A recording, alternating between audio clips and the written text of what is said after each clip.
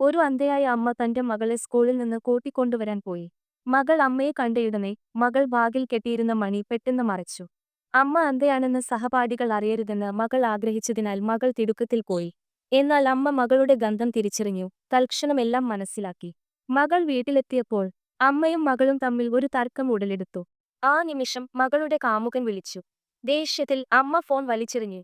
കോപാകുലയായ മകൾ അമ്മയുടെ മുറിയിലേക്ക് പോയി അമ്മയുടെ പ്രിയപ്പെട്ട കാസറ്റ് ടേപ്പുകൾ നശിപ്പിച്ചു. മകൾ വീട് വിട്ടിറങ്ങി. അർദ്ധരാത്രി കഴിഞ്ഞിട്ടും മകൾ തിരിച്ചെത്തിയില്ല. മാതാപിതാക്കൾ രണ്ടുപേരും അസ്വസ്ഥരായി രാത്രി മുഴുവൻ ഉണർന്നിരുന്നു. പിറ്റേന്ന് മാതാപിതാക്കൾ സ്കൂളുമായി ബന്ധപ്പെട്ടു. പക്ഷേ ഇപ്പോഴും ഒരു വാർത്തയും ലഭിച്ചില്ല. പെട്ടെന്ന് നദിക്ക് സമീപം ഒരു മൃതദേഹം കണ്ടെത്തിയതായി ഒരു റേഡിയോ അറിയിപ്പ് റിപ്പോർട്ട് ചെയ്തു. മാതാപിതാക്കൾ പോലീസ് സ്റ്റേഷനിലേക്ക് പോയി. മൃതദേഹം തിരിച്ചറിയാൻ പോലീസ് അമ്മയോട് ആവശ്യപ്പെട്ടു. വിറക്കുന്ന കൈകളോടെ അമ്മ മൃതദേഹത്തിന്റെ കയ്യിൽ തൊട്ടു. ഉടൻ തന്നെ ആശ്വാസം തോന്നി.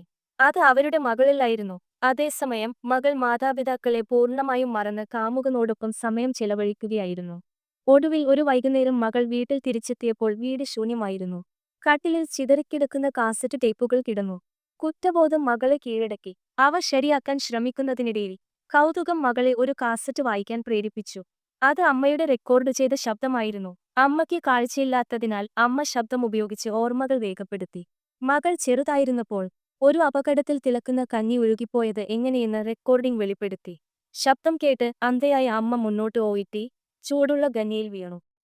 ഗുരുതരമായി പൊള്ളലേറ്റു. പക്ഷേ മകളെ തിരയുന്നത് ഒരിക്കലും നിർത്തിയില്ല. അമ്മ മകളെ കൃത്യസമയത്ത് ആശുപത്രിയിൽ എത്തിച്ചു. റെക്കോർഡിംഗിൽ അമ്മ ക്ഷമാപണം നടത്തിക്കൊണ്ടിരുന്നു. ഇത് കേട്ട് മകൾ കണ്ണുനീർ വാർത്തു. ഖേദം കൊണ്ട് നിറഞ്ഞ മകൾ കനത്ത മഴയിലേക്ക് പുറത്തേക്ക് പോയി. അന്ധരായ മാതാപിതാക്കൾ ഇരുവരും ഇപ്പോഴും തിരയുകയായിരുന്നു.